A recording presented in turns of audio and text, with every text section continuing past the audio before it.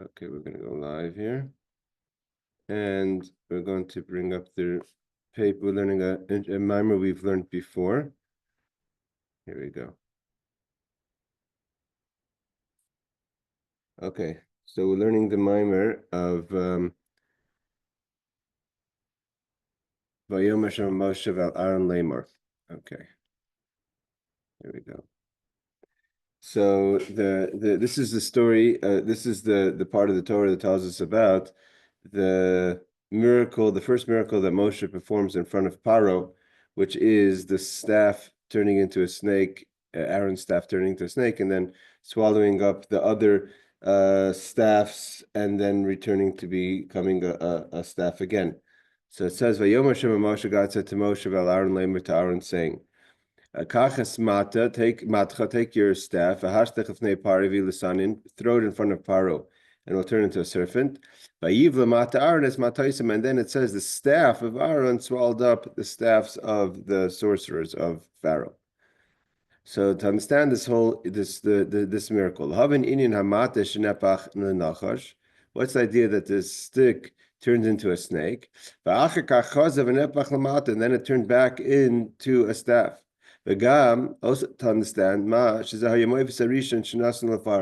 why would this be the first miracle that Hashem would command Moshe to perform in front of Pharaoh, versus the other miracles that he's done, that he did, turning the water into blood, etc.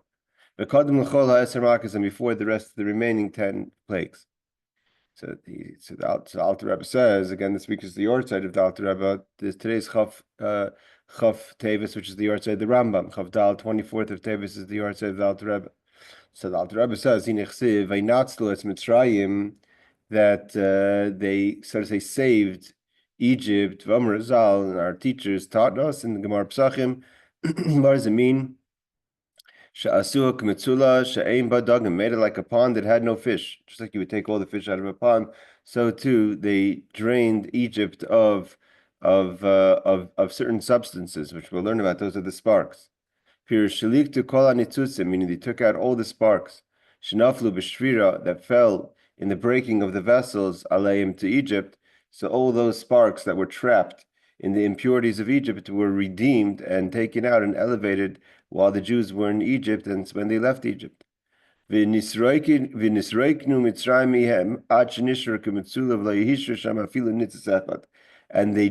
took out all the sparks from Egypt until Egypt was like a pond that was empty of any fish. So too, Egypt was empty of any holy sparks. So to understand this, we have to understand first, what does it mean, sparks that fell in the broken vessels? So the Alter Rebbe says, the idea is, let's just skip down. So again, the Indian halas, I mean, what does it mean to elevate these broken sparks?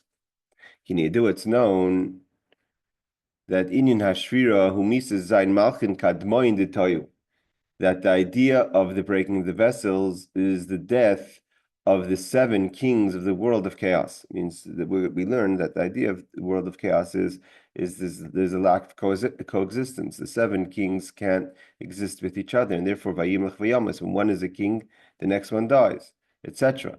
That and the inability to coexist brings them to a situation of brokenness. And because they broke, they fell down to the world of separation. And this is the klipos, the forces of evil, and the other side that have that need energy, because everything needs energy to survive. And how does it survive? It survives off the sparks that are trapped. It's like a source of energy that's trapped inside so make sure you went live there. Sorry, we didn't go live. So he says, so he says that's an example. Like an example, Benishmas Adam, a soul of a person. Before the soul comes down to the body, is Haisa Betela Betachlis. It was totally nullified to Hashem. It was a soul that had no wants other than to be connected to Hashem. Like Gabi Arin Seif Baruch to the infinite light. As it says in the verse about Elijah the prophet, Chai, I swear to Hashem, Asher Ma'ati Lefanov, I stood before him. Meaning the soul, he's talking about the soul of a person stands before God in a level of self-nullification before it comes down to this world. And why does it have this absolute connection and nullification to God? Because there was nothing to darken the relationship, master and to conceal. Aleha. Hagila likus, it's revelation to godliness. So it sees its source, and it's obvious that its source is godliness. And that obvious awareness brings it to a focus and a nullification to Hashem. And because of that, it's not an avodah. It's not you have the soul when it's in heaven has to work on itself to nullify itself to God.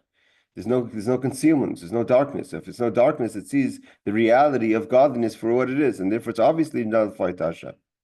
That's the way the soul is in the higher spheres before it connects to a body. But once the soul comes down and enters into a physical material body, as I haguf, the body itself is master aleha, conceals, and so to say, and creates a feeling of separation. The nidba, to give the impression of a oilam umlayai, that the world, to be something separate and an existence on its own. So it's only the soul as it's in the body and through the eyes of the body, because the life force of the body is still the soul. But when it's enclosed in the body, it sees the world in an imaginary a reality that can be separate from God, and the world is an obvious, and God is a chiddush. God is something that it has to find. Vein roya, and it doesn't see anymore. Bechin sabito shakal is how the world itself is nullified, doesn't really exist. The Gabi Or in Seif Baruch to the infinite light, that gives life and vitality. The world itself, the world itself is constantly bowing towards God. Why is the world bowing towards God? Because the creation itself does see its existence from Hashem. It's only the soul in the body sees its existence and its existence in the world in the idea that it should be separate from God. So what's interesting is the world itself knows that it's connected to God. The world has no illusion. The sun is always bowing towards God. It's us in our body, the way we look at the sun and the way we look at the world and we look at the reality and people around us and the happenings around us and the ups and downs in our life as if it's godless. We don't see godliness. We don't see that everything's absolute godliness, but the creation itself does see it. And that's the idea of the breaking of the vessels. Breaking of the vessels is when there's no longer a direct, obvious connection to its source.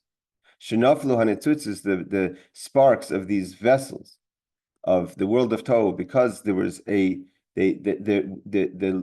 makeup of the vessels in the world of chaos weren't able to handle the light. So there's a light that goes in the vessels. It breaks, and when it breaks, it separates, and it fell into the world. And it fell into the world. It became swallowed up in the physicality of the world, and it gives life to worldly things, but it doesn't have the feeling that it's connected to God.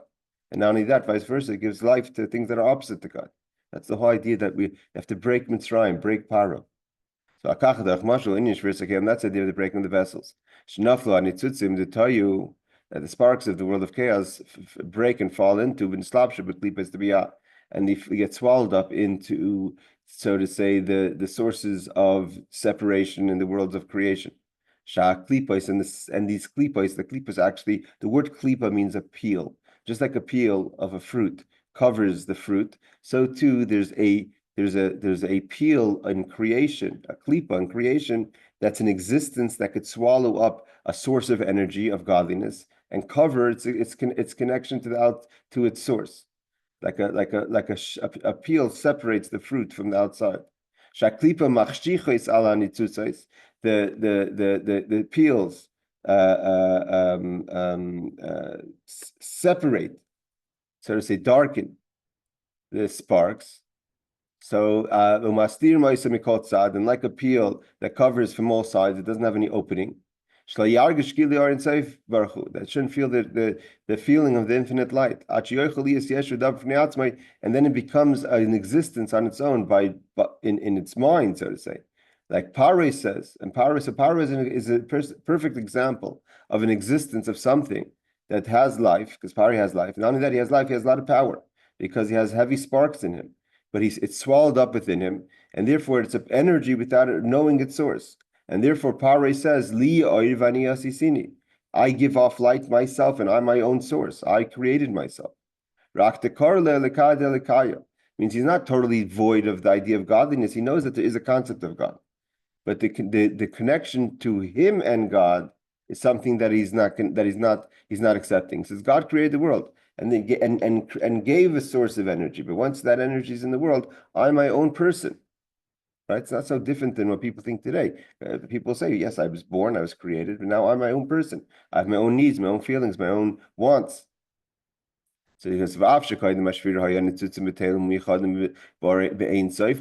just like the soul is nullified to godliness before it comes down to the body, so too the sparks are nullified before, but that's before. At that point, there was nothing concealing it. But after the breaking, that the sparks fell into these peel-like substances that concealed and doesn't allow for its awareness of its source. It encloses and conceals from them the revelations of godliness, just like the body, just like the soul and the body is relationship, that the soul before it comes down to the body doesn't need to be told about God. That's I stood before you constantly because it recognizes its source. It's only when it comes down to this world that it gets into the body gets, even though it's the soul seeing and the soul tasting and the soul feeling and the soul needing, right? It's the soul needing this, all the needs and the what's going on in your mind and relationships and happenings and dealings is all the soul alive, but it's the soul alive the way it's within the body. When it's in the body, it doesn't see its source, it feels itself as a separate existence. And because of that, so therefore doesn't have the self-nullification because godliness is not obvious to it. You have to understand a few things. See, the difference between the sparks and the soul is the soul was placed in this world. God said you have to go down to this world, and in this concealment, you're on a mission. And your mission is to find these sparks and to elevate them. And the only way to engage in the sparks is not from above, you have to be within. And within means you also have to be separate from its source. It means the sparks themselves had their own problem. It wasn't a mission. When something breaks, it's not a mission. It means you can say in the bigger picture, there was an idea there, but the way it played out, there was obviously something wrong in its form before the breaking that led to the breaking, right? Otherwise, it wouldn't have broken. And what was wrong was its inability to coexist, and therefore was very much pushing a certain agenda, even if it was a godly agenda. But it had some sort of tilt towards it that caused that there should be a situation of a breaking. And the soul doesn't have that. It wasn't broken. The soul doesn't fall down to this world. The soul comes down to this world. God sends the soul down to this world, but to be in a similar environment, like the sparks are captured within existences of impurity. The soul goes down into an existence of a body that doesn't have obvious godliness, and at that reality, it has to meet the spark.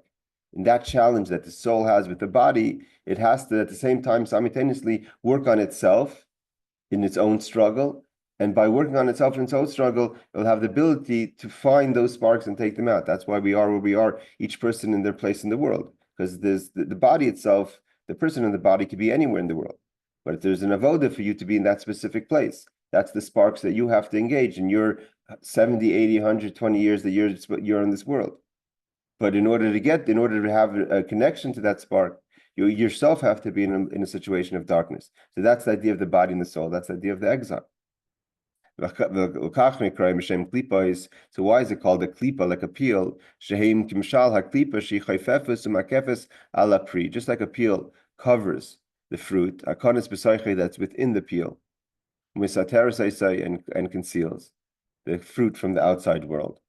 Kimshal klipas egois, for instance, and there's different types of peels.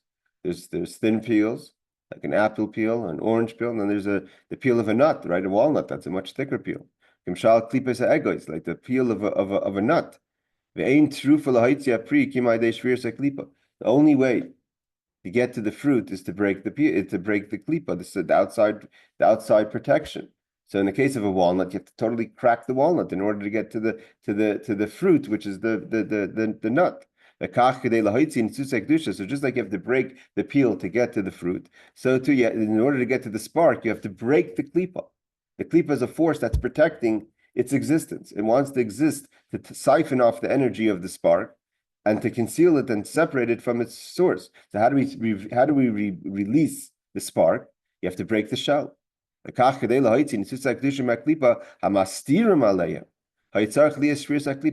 the klipas. That's the whole point of why there had to be the miracles and wonders and the plagues in Egypt. The idea wasn't just to punish Egypt.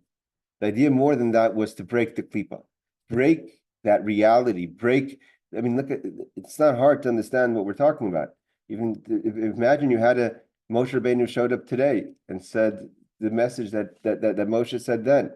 It would have to break a mindset. And that breaking the mindset doesn't come easy. It's not just, okay, fine, Moshe's here, go serve God. He's introducing a totally new reality to the world. And that new reality takes a process. And the process is you have to break the klipa and release the sparks, the source of godliness. He explains, it says, that the river left the place of Eden, which then it was a single source of water. Only after leaving Eden does it separate, and it becomes 4 different rivers. And one of the rivers is called Pishon. So this is the beginning of Bereshis, when the world was created. So it says that God created the world with a single source of water, and from there came the 4 main rivers in the Middle East. So it says Pirish, Anar Yaitse, the Euphrates River, the Nile, etc. Pirish, Anar Yaitse Mi'eden, Hi Hamshacha v'Ara Hanimshachas Mechach Meila Datzila. So what does this mean spiritually? So the single source of water is the flow of life that comes from God's chachma, wisdom, in the world of Atzilus, in the world of Amination, where everything is absolute godliness. The wisdom of God is obvious, connected to its source. And in there is enclosed the infinite of God, the infinite light. And this flow of the river from the chachma comes the life force in the world of Atzilus. What does it mean throughout the world of Atzilus? Because in the world of Atzilus, we have the intellectual and the emotional. The worlds themselves, the spheros, the person's makeup is sort of say a mimic of this breakup of the spheros. A person has 10 koiches, 10 strengths, right? We have the three intellectual components within ourselves, and the 7 emotions, the 6 emotions, and there's the 7th, which is malchus. And that's the way God created the world. And the worlds themselves have those midos. When God created the world on the first day, He created through the attribute of kindness. The second day, when they separated the waters, that's boundaries. That's the midah, the attribute of gvura. So but the life force of these midas, that there's a force of chesed, there's a force of gvura, there's a force of tiferes which coexists, and also the coexistence creates a beauty. The force of netzach, to be determined, the force of acknowledgement, connection. So these are all forces of godliness. These are the 10 spheros that have a life force. And where do they draw the life force from? From the main river, which is Chachma, that comes from Eden, that comes from the source. So the infinite light comes from a simplicity. And God made that the simplicity should be defined and manifest into the different midas, the different attributes. So he says, it's the light that comes from Atzilus, from the Chacham, the wisdom of Atzilus. Where there in the wisdom, it has the breakup of all the components of the 10 attributes. And from that river flows, from the Chacham understands, the wisdom understands how you're supposed to be kind. What does it mean to be kind? What's the argument to be kind? What's the argument for boundaries? And it goes all the way down to the garden. The garden is the receptacle, which is malchus. So there's malchus is the end game. Like in a person, malchus is speech, is communication. What does a person communicate? Hopefully, who the person is, what you're thinking, what you're feeling. If you're a kind person, then you're giving off, you're projecting kindness. If you're a strict person, a judgmental person, you're projecting judgment. So these are the different attributes that come out through communication. It's so too in God. Malchus is the way God brings the attributes into the world to give these different components within the world. This is the water goes through the process to garden, so to say, the garden. In the world of Atzilus, these are expressions of godliness but again, it's in a way that's absolutely connected to godliness. This is the chesed, the kindness of God. It's a pure chesed. Today, in our world, the way things are in our life is a reflection of the way things are in our world, is our chesed, our kindness. It's very hard to be emes, true, because we have an agenda. I'm kind, I want something in return. That something in return could be many different things. It doesn't have to be just acknowledgement. It could be also to feel good about yourself, that you're able to be a giving person. But that's to have absolute pure goodness on its own. That's higher in the world of Atzilus, where it's God in manifesting in the concept of goodness. Therefore, its source, it's one single river. Because it's a world of unification. There's no separate agenda. It's just a manifestation. It's an expression of the simplicity of God in a manner of chesed, of kindness, or in a manner of judgment. But when it comes to the world of creation, here things start separating.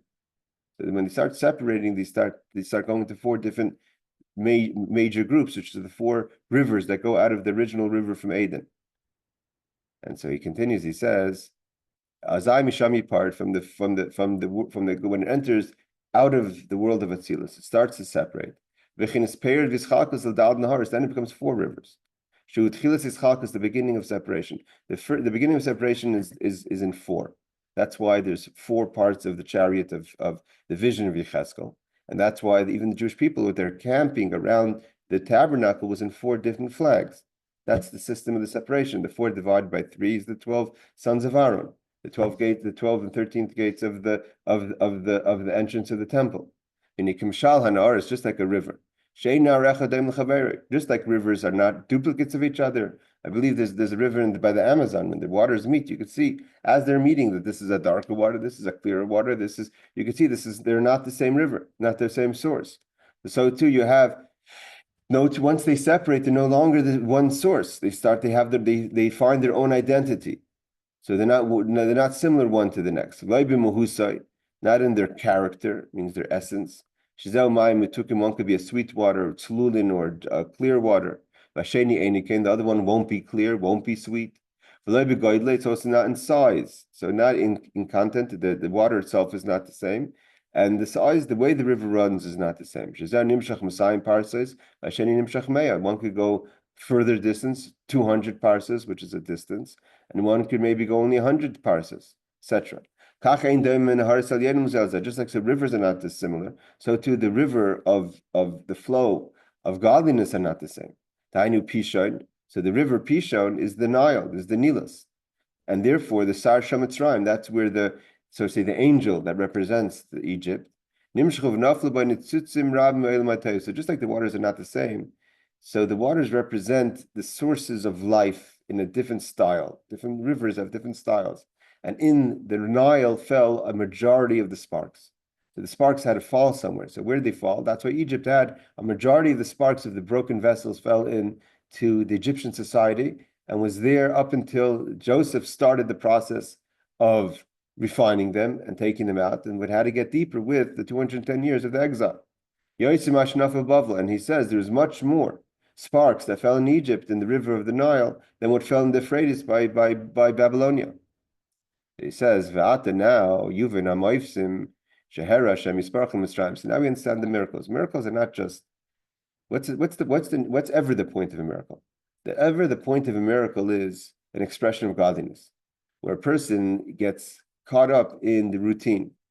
That the routine is the sun is going to rise at a certain point, right? Everyone could check their phones and know exactly The zmanim is by definition a zman, a time, is the routine. That's the nature. A person can know in advance for the next who knows how long, through the calendars and the different zmanim, where you are in the world, what time the sun rises, what time you can start davening shachris, what time can you start davening Ma'ariv, what time is mincha, what time Shabbos starts, what time Yom Tov starts. Everything's zman, everything has its limitations. Everything goes into routine.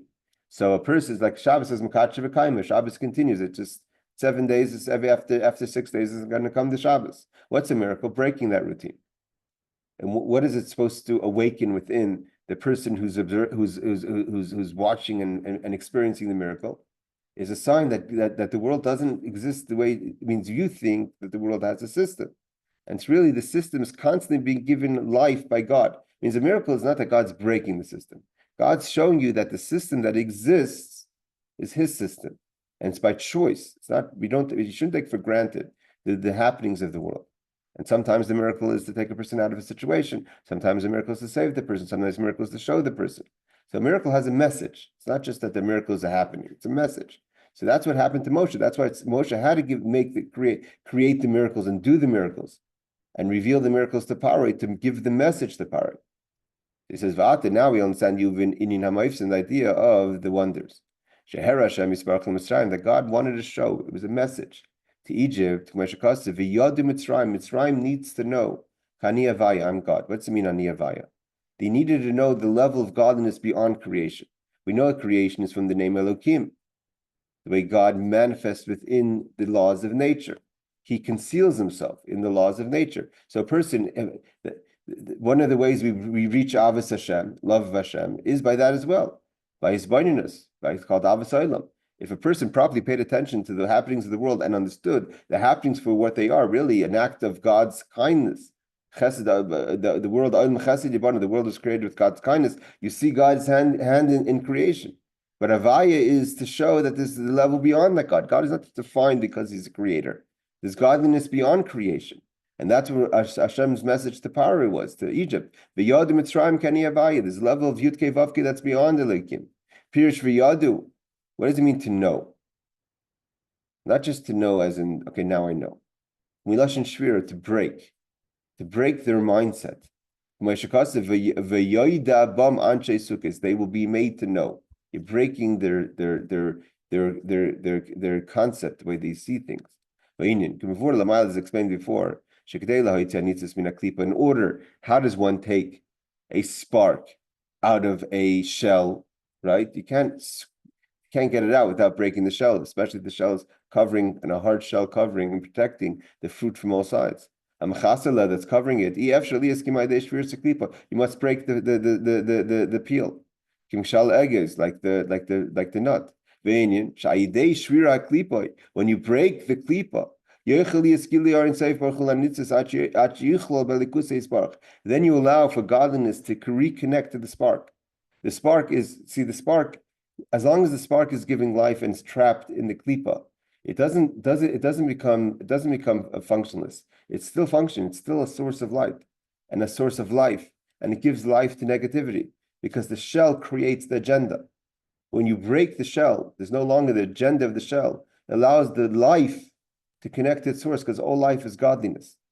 And that's the idea. Sus v'rachvay rama. What does it mean that the horse and the rider was thrown into the sea? The rider rides on the horse, taking advantage of the horse. It's riding and concealing the spark. These are the chariots of Pharaoh. By when you break them, they get thrown into the sea, not in a negative way, but in a positive way. The sea is the water is also the end point of the world of Atzilus. It's called Yam Shal Shlomo, the Sea of Solomon. The Sea of Solomon is what's covering. It's not just covering the horse. What it's concealing is the godliness that's behind the sea. What's deeper than the sea is the absolute godliness. So when you break the spark and you break the cover, so then the spark could go back into the sea to its source. And this will answer. That Egypt will know that I'm God. Seemingly the Alter Rebbe or the Tzemach Tzedek asks an obvious question. Who's going to know? No one's alive. So if they're saying that Egypt has to know, but they have to know, they have to be alive, but no one's alive. They all were thrown into the sea.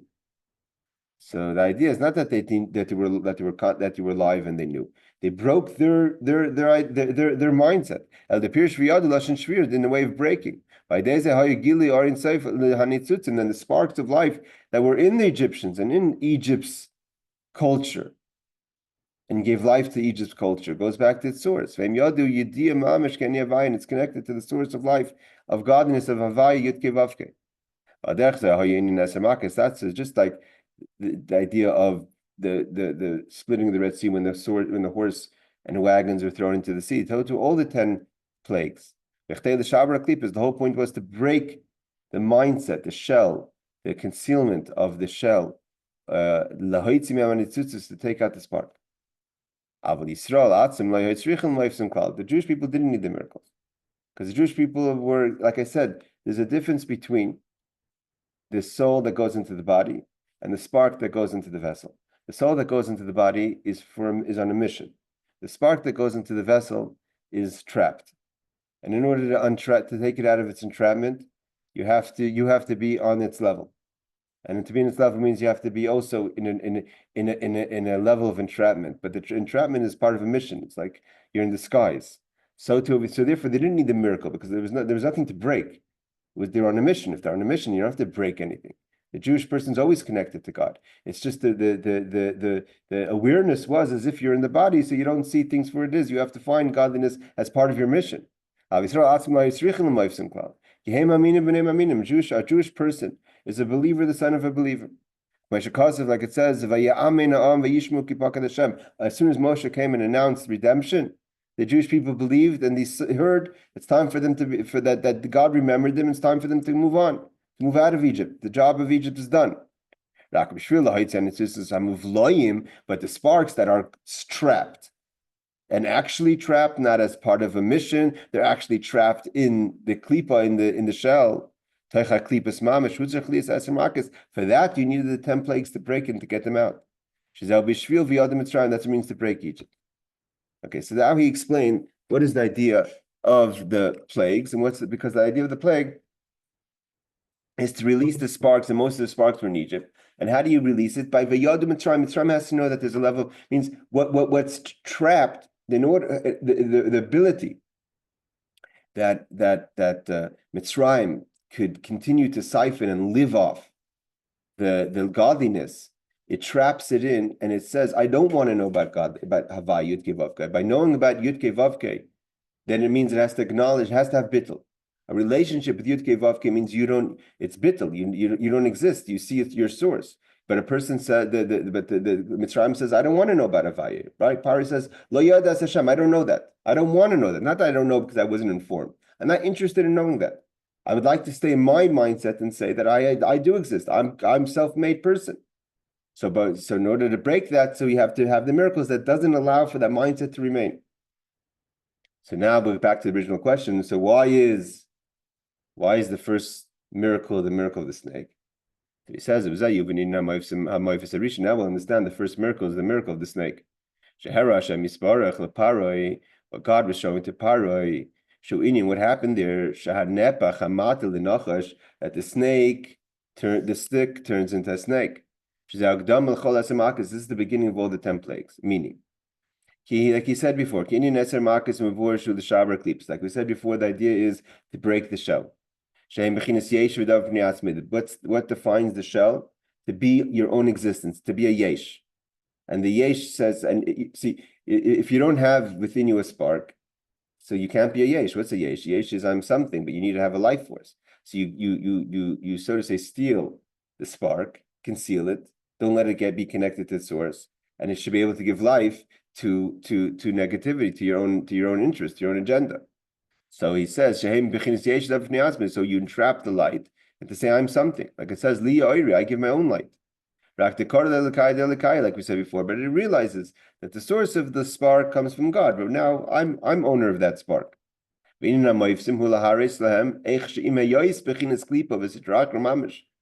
spark, the point of the miracle was to say that yes, right now you're actually a source of evil. You're a force of evil because you trapped in the spark. But what gives you life? The ability for you to continue with your existence, with your agenda, is because you're taking off a life source of holiness.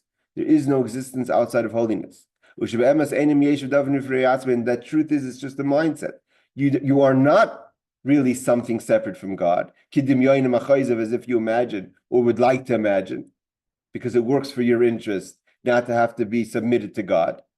But the fact is, there is no life outside God. That the truth is, you are nullified to God. God allows for this entrapment for you to feel that as if you're not. But what Moshe was telling the Pharaoh was, it doesn't make a difference what you think. It doesn't change the fact. Your thinking and wanting to be disconnected from God doesn't change the fact that there is no life force outside of God. It's only the only reason you're able to imagine that you're disconnected is because God allowed for there to be this entrapment, that there's concealment. All the different levels that allow for the spark to fall into this entrapment, but it's only because God allowed it to be that way. And all these concealments and contractions became so strong, and concealments, that person couldn't think that they could say, Li Oiri, I'm my own source of light. So when we reveal the source of the spark, how it's really way above all these concealments, automatically they become totally nullified. And that's why the first miracle was the snake, the sticks turning the stake. The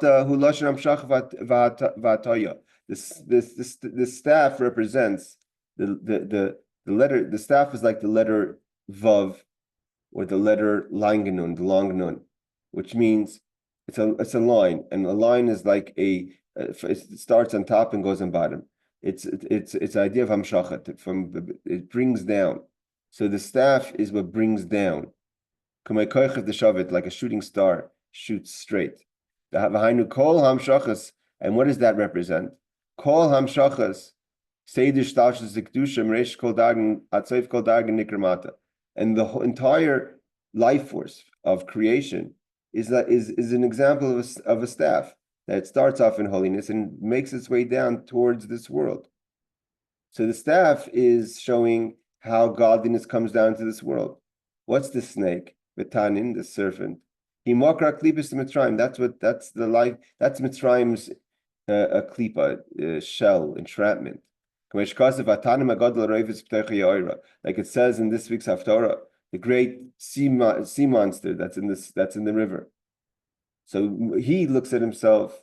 Pari Melech Mitzrayim is the Tanim Hagadol, the great alligator, the great sea monster. He looks at himself as an existence. And Moshe, so Moshe says, you're a snake, you think you're a snake, but your snake is really a staff. You come from godliness. So Moshe and Aaron showed him, how could there be a snake? Is because the staff allowed it to be so. It's only because the source of light, which is from holiness, that comes down like a staff, that is the reason why the snake exists, why the serpent exists, which is the makar klipas, which is the source of negativity. Like it says, the feet from which represents as, again, the line from above down. The feet goes into death, to give the impression that there could be a disconnect. What's death? Death means when you're disconnected from life. What does it mean to be alive and dead at the same time? When you're disconnected from your life source, which is godliness. If a person, why does it say that Rishoyim Nikr Mason, that the wicked people are called dead? Not because they're physically dead. They're dead because they're dead from they're no longer connected, they're no longer aware of their connection of their godliness. So it says, Ragleha, the feet of the snake, so to say, of the staff, goes into the world. And nevertheless, God is the king over all creation. But because of all the contractions, that the staff gives off the impression that as if there is a snake, and the snake thinks that it exists. That the staff going down so low goes through such a process to allow for Pharaoh to think that he exists. And not only that he exists, that he's his own God. I give off my own light. So after that, Moshe showed him, where does the snake come from? It comes from the staff. And then he took the staff and brought it back to being the snake and brought it back to the staff to show that there's never disconnect. It means if the staff would just turn into the snake, so what would happen would be, okay, that my source comes from holiness, but now I exist. Moshe said, look, no, you're never really existing. Even when you turn to a snake, I'll pick you up and you're really the staff, you're the same staff that you were originally. So therefore, afterwards,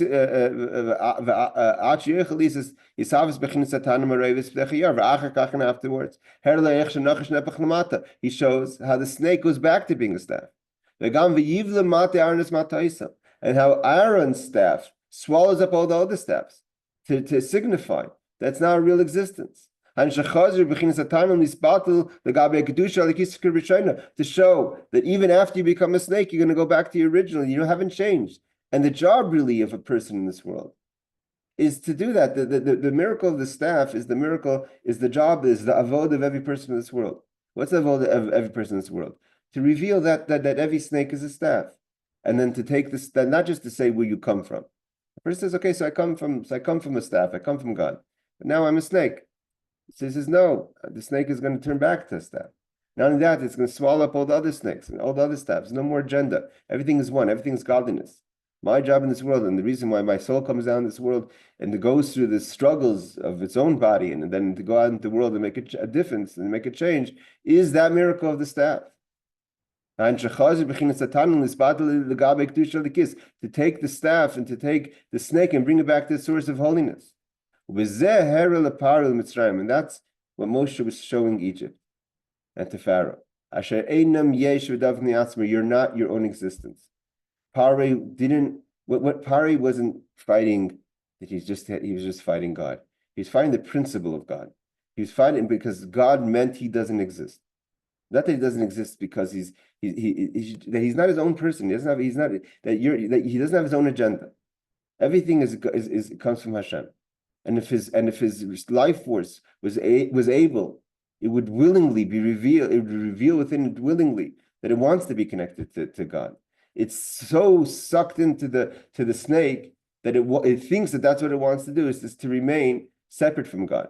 And Moshe was showing him, no, you're not something with every second. Your whole existence comes from godliness. Even while you're in your situation of a snake, you're really a staff. God conceals himself. And as long as he's concealed, you're living with the impression that your agenda is the only agenda. And because God chose, therefore the snake is a snake, and when he wants to, the snake will turn back into the staff. It's as if the klipas never happened. And that's ultimately going to happen with Mashiach. What's the Rambam? Tonight's the Yortzeit of the Rambam. The Rambam says, Umala Arts, that he finishes off, the Maimonides finishes off, Umala Arts, the Hashem Kamayim, the Amachasim. What's going to be when Mashiach comes? It's not about anything different. Then the whole point is this interaction of Moshe and Pharaoh, that the V'yadu Mitzrayim, the world needs to know Kani Avaya, I'm God. And the whole world is going to know that Mashiach comes. There's going to be no existence that's going to see godliness or the experience of godliness from an outside. It's a process. There's going to be the process. There's going to be the judgment day. There's going to be all the things that the Gemara tells us about. But ultimately, what's going to happen is everything's going to go back to seeing the existence the way it is. And that's process started Moshe Rabbeinu's interaction with Pharaoh. And that was the idea of all the miracles. The point is that Egypt needs to know Kani Avaya, I'm God. All right, everyone. Thank you for joining. And Rabbi, those who are on YouTube, yes. I just have a quick question. When I was reading the Parsha, and I probably read this before, Moshe Rabbeinu had sons, but why didn't they have any part in the temple or anything like that? It wasn't meant to be. Moshe was going to have a dynasty, so to say, like Aaron, but they say that when he refused to take the job right away, and God got disappointed, let's say, So Rashi says, where's the Rashi quotes, where was the consequence? The consequence was that he didn't become a priest. He stayed a Levite, and therefore the priesthood went on to Aaron and his descendants. That Moshe Rabbeinu, as great as he was, he didn't pass on his leadership to his son. It went to his student, which was Joshua. Okay, I just wondered about that. Right, thank you. No problem. Laila Tov, everyone. Thank you for joining. Laila Tov.